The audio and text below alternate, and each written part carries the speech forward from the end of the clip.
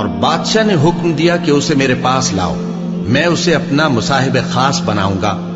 پھر جب ان سے گفتگو کی تو کہا کہ آج سے تم ہمارے ہاں صاحب منزلت ہو اور صاحب اعتبار ہو۔ یوسف نے کہا مجھے زرعی پیداوار پر مقرر کر دیجئے، کیونکہ میں حفاظت بھی کر سکتا ہوں اور اس کام سے واقف بھی ہوں۔ اس طرح ہم نے یوسف کو ملک مصر میں جگہ دی اور وہ اس ملک میں جہاں چاہتے تھے رہتے تھے۔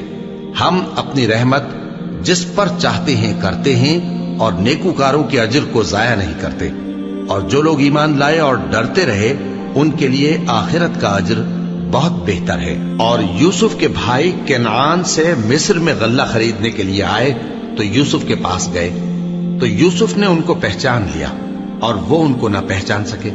اور جب یوسف نے ان کے لیے ان کا سامان تیار کر دیا تو کہا کہ پھر آنا تو جو باپ کی طرف سے تمہارا ایک اور بھائی ہے اسے بھی میرے پاس لیتے آنا۔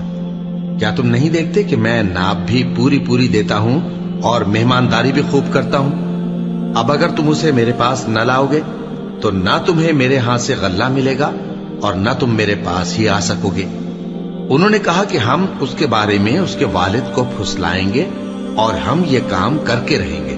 اور یوسف نے اپنے خدام سے کہا کہ ان کا سرمایہ یعنی غلے کی قیمت ان کے سامان میں رکھ دو۔ عجب نہیں کہ جب یہ اپنے اہل و عیال میں جائیں تو اسے پہچان لیں، اور عجب نہیں کہ یہ پھر یہاں آئے۔ بس جب وہ اپنے والد کے پاس واپس گئے تو کہنے لگے کہ ابا ہمارے لیے غلے کی بندش کر دی گئی ہے، تو ہمارے ساتھ ہمارے بھائی کو بھیج دیجئے تاکہ ہم پھر غلہ لائیں اور ہم اس کے نگہبان ہیں۔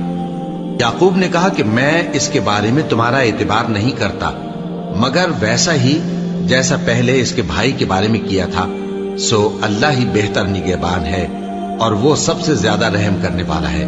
اور جب انہوں نے اپنا اسباب کھولا تو دیکھا کہ ان کا سرمایہ واپس کر دیا گیا ہے۔ کہنے لگے ابا ہمیں اور کیا چاہیے؟ دیکھیے یہ ہماری پونجی بھی ہمیں واپس کر دی گئی ہے اور ہم اپنے اہل و عیال کے لیے پھر غلہ لائیں گے اور اپنے بھائی کی نگہبانی کریں گے اور ایک بار شتر زیادہ لائیں گے کہ یہ غلہ جو ہم لائے ہیں تھوڑا ہے۔ یعقوب نے کہا کہ جب تک تم اللہ کا عہد نہ دو کہ اس کو میرے پاس صحیح و سالم لے آؤ گے، میں اسے ہرگز تمہارے ساتھ نہیں بھیجنے کا، مگر یہ کہ تم گھیر لیے جاؤ یعنی بے بس ہو جاؤ تو مجبوری ہے۔ پس جب انہوں نے والد کو اپنا قول دیا تو یعقوب نے کہا کہ جو قول و قرار ہم کر رہے ہیں اس کا اللہ ضامن ہے، اور فرمایا کہ اے میرے بیٹو ایک ہی دروازے سے داخل نہ ہونا بلکہ جدا جدا دروازوں سے داخل ہونا، اور میں اللہ کی تقدیر کو تو تم سے روک نہیں سکتا۔ بے شک حکم اللہ ہی کا ہے، میں اسی پر بھروسہ رکھتا ہوں اور اہل توکل کو اسی پر بھروسہ رکھنا چاہیے۔